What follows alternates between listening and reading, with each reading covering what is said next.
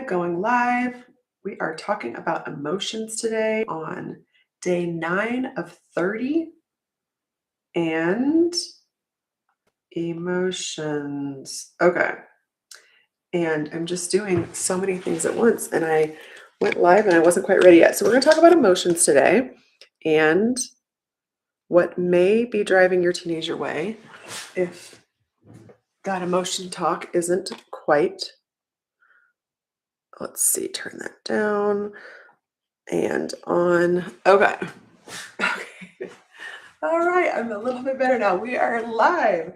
We are talking about emotions today. This is day 9 of 30 with the goal of getting your teenager to talk to you. In this live space, even if you're watching the replay, I am helping you understand the why behind why your teenager may not be talking to you.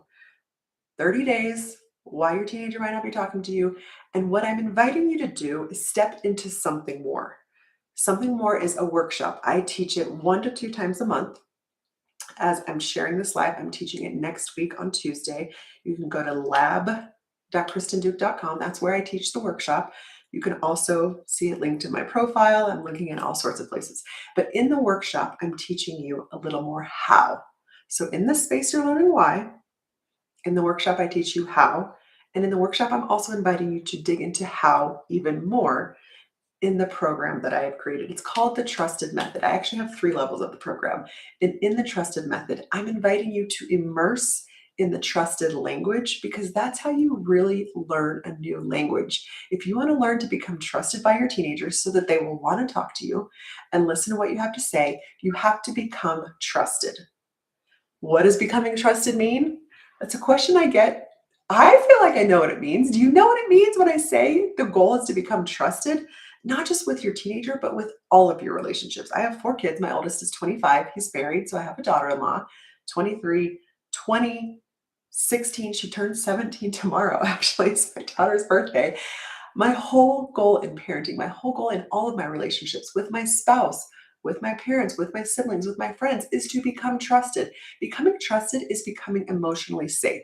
So today we're talking about emotions. Why your teenager doesn't talk to you as it pertains to emotions. The goal in parenting, the goal as a mom, we're talking about parenting teens here. This is my expertise, helping you understand not just why in this free space, I'm helping you understand why your teenager may not be talking to you. And I'm inviting you to attend the workshop. It is the next step. If you're like, oh my gosh, okay, I understand why now. Now how? How do I get them to talk to me? That's where you got to come to the workshop. Learn a little bit more. It's a 2-hour immersive experience. And after the workshop, that's step 1. After the workshop is step 2 and 3 and 4 and 5. You get my drift. I've created a roadmap starting with the workshop. So if you're like, okay, I get it, I need more, I'm tired of grabbing all the free tips and trying to piecemeal it all together, I'm inviting you to more. So tell me, I have some notes prepared about talking about emotions. I love talking about emotions because I think we all could benefit from more deeper and a deeper tool belt as it pertains to emotions. So we were all taught to stuff our emotions down. We were taught, and oftentimes to not just stuff our emotions, but also to, we had moms and we then learned this cycle of fix it, right? As moms, we just want to fix their emotions. We just want to make everything better. When they come home sad and they tell us about something sad, we want to make it all better with either a treat or fixing it by saying, oh, everything's going to be okay. It's not that big of a deal. That's invalidating, right? We want to help teach them how. So in this space, I'm helping you become aware. Like I said, I want you to come to this workshop that I'm teaching. So let me know. I'm curious, did you have parents who tried to fix your emotions? Do you recognize now that you felt invalidated when you would share your emotions and then you realize, okay, note to self, I'm not going to share my emotions anymore. Maybe you have a spouse that you feel that way with. I want you to think about your past experience, parents, friends, whatever, and relate it to your current experience. Because if your past experience was you had a mom who tried to fix it, or a mom who tried to stuff down your emotions, or like tried to sweep it under the rug by saying, let's just go celebrate, let's go get a treat, we're going to make everything all better. And temporarily, it does help. but it doesn't help you learn to process emotions. It's so important to learn to process emotions. There's so much conversation about that, right? And so in the Trusted Academy and the private group coaching that I do, we talk a lot about emotions. I actually hire an emotion coach to come in once a month and help us unpack emotions. More recently, we unpacked feeling rejected and resentment. Think of those things that you feel as a mom. When you feel those deep down, it's harder to do things differently. That's why I talk a lot about it's not your teenager's not the problem. You're not the problem. The problem is the pattern that you are stuck in. We're unpacking and identifying all of these micro patterns. Okay, so let's get back to emotions. I want to tell you something that might surprise you. Here's the deal. I have a freebie that I share. It's called I can't remember what it's called. It's a Say This Not That freebie. I've heard that a lot of parents are like, yes, give me all the words. I want to learn to use these words so that I can say the right things and not mess up my words with my teenager. And here's the message that I want to share with you. I can give you words and phrases to say this, not that. And if you are not emotionally connected, if you're not trusted by your teenager, if they don't feel emotionally safe, it doesn't matter what you say. You can say all the right words and it doesn't matter because they don't feel emotional safety. And so they're not going to want to talk to you or listen to what you have to say if they don't feel emotionally safe. So becoming an emotional leader, which is recognizing your reactions. I know hear a lot of moms like, I know I freak out, I yell, I overreact. I know it's a problem. I can't get myself to stop. You know better, and it's hard to do better. And guess what? That's a pattern that you're stuck in. It's not your fault. And when you practice immersing in the trusted language, which is what I invite you to do in the private group coaching that I do, you start to embody trust. You learn from other people. You take examples from others. You get secondhand coaching. You get one-hand coaching through one-on-ones with me, and you learn the trusted language. That is my goal, is to teach you this trusted language by immersion. When you go to another country to learn a new language, you become immersed in that language. So, like I said, it's not your word that decides if your teen opens up, it's your emotions. Your teen is constantly asking one question without even saying it. The question that they're asking, they can't articulate this. They're not going to be able to tell you that they're actually asking this question, but subconsciously they're asking, is it safe to be honest here with my mom? Do I feel emotionally safe?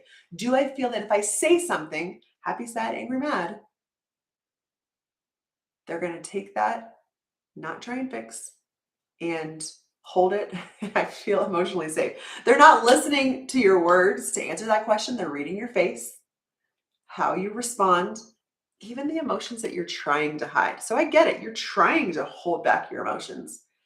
Sometimes it doesn't always translate that. That's why embodying emotional leadership is my specialty. It is my expertise.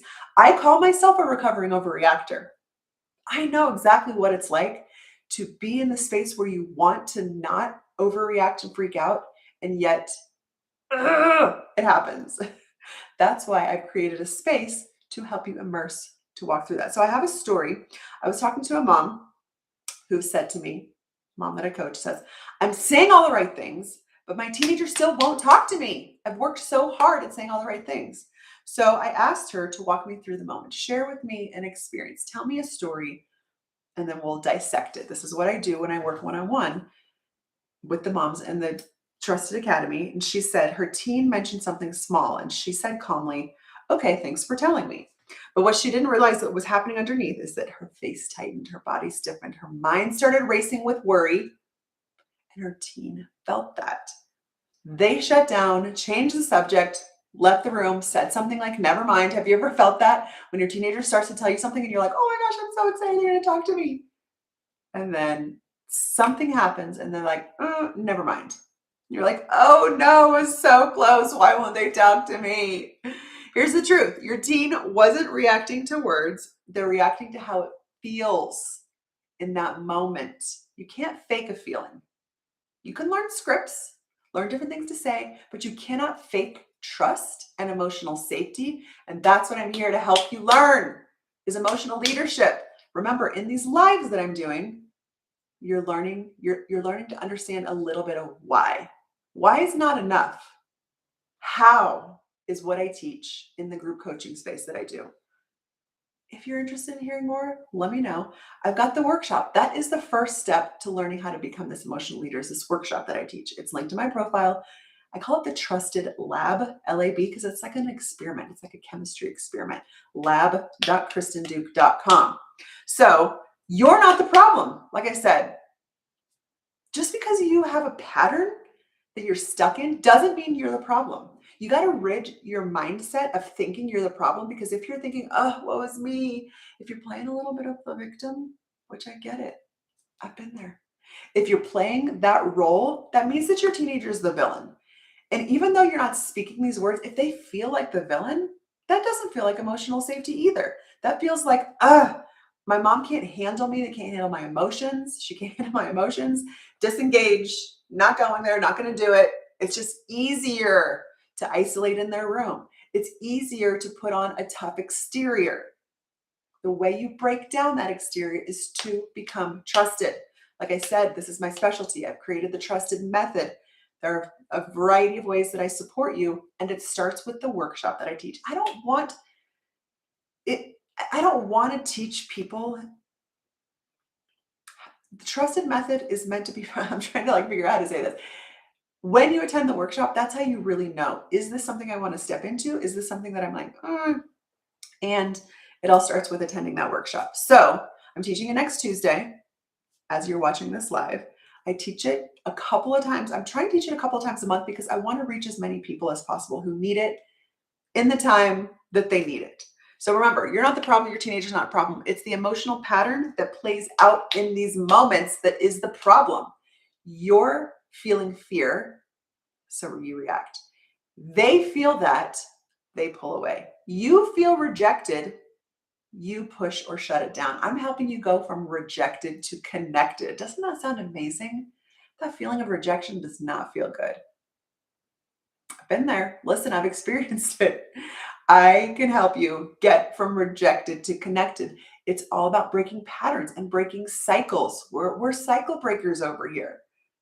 I'm here to tell you it can be done. You have to be willing to step into the discomfort, because remember, there's no growth in the comfort zone.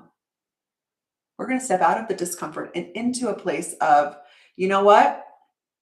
I trust you. What you say resonates with me. My goal is that I speak to you in a language that resonates with you so that you feel safe enough, so that you trust me to help you get to the space of becoming trusted by your teenager. You're not too far gone. You're not too late. I've heard from lots of moms who say that, and I'm here to say it's never too late to try again, to try something new. So I've got a couple of questions and then I'm going to end this.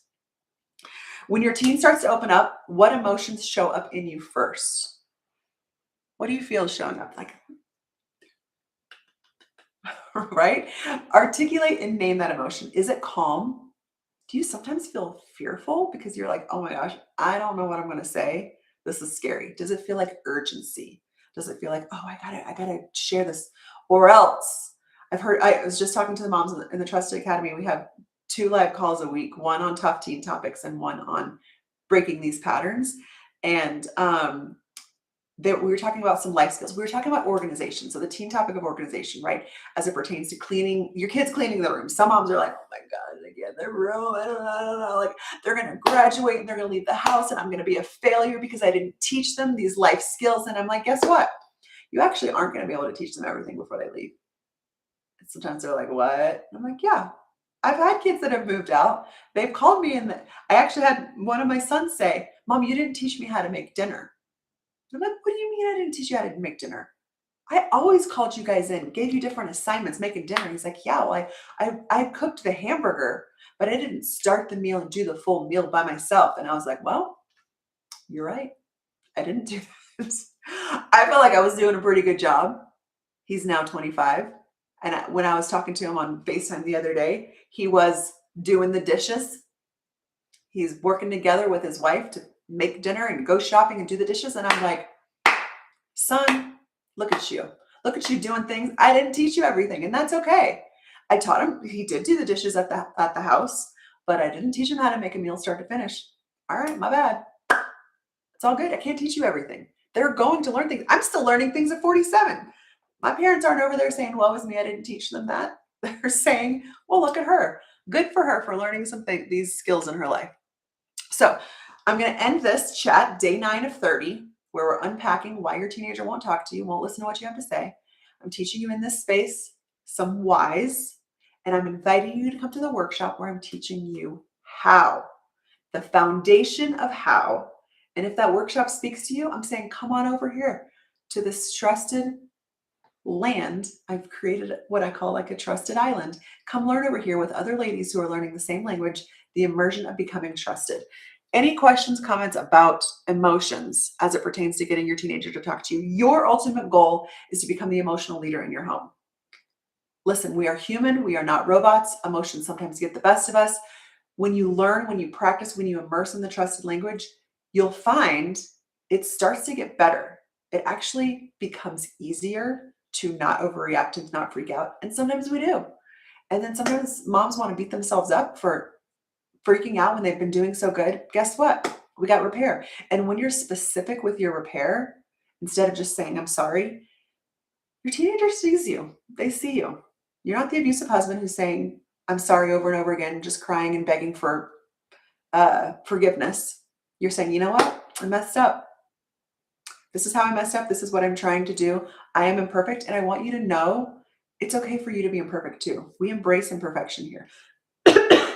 So this was helpful. Let me know if after this goes live, what is the word that I'm looking for? Drop the word. What is the word? I don't even remember. Trusted or lab, whatever you drop, I will, I'll send you the link to your DM to the workshop that's happening next week. Okay. Thanks for being here. Day 9. Good stuff. Love talking about emotions. We'll see you later. Drop in this one. Where are we ending? And